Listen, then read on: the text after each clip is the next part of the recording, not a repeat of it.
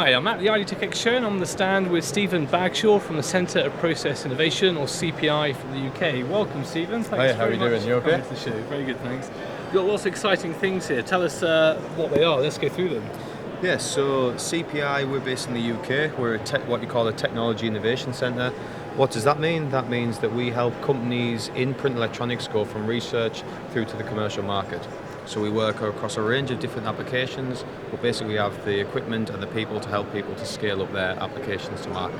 So some of the things that we're working on, what you can see here, this is a prototype for smart packaging. So it's actually for a pharmaceutical company.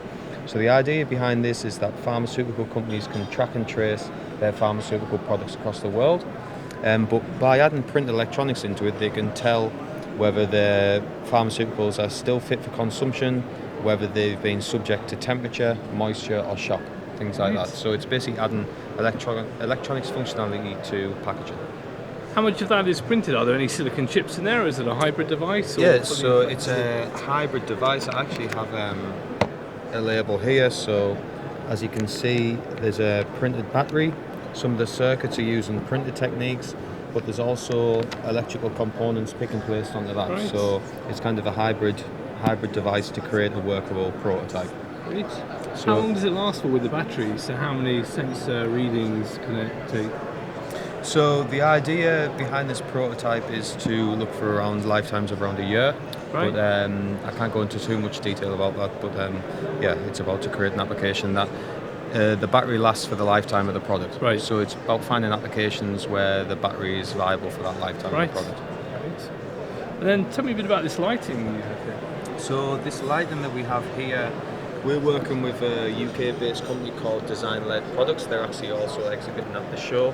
So what they're trying to do is use micro LEDs and printed electronic circuitry to create uniform and flexible light.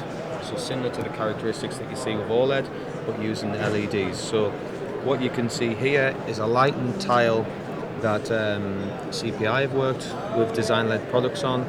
It's using inkjet of copper on the reverse side, and then LEDs are SMT mounted onto that, and then Design LED encapsulate and take it and then turn it into various different lighting applications. And they've got traction in the automotive market for this and other market sectors as well. And so it's this panel that's behind each of these?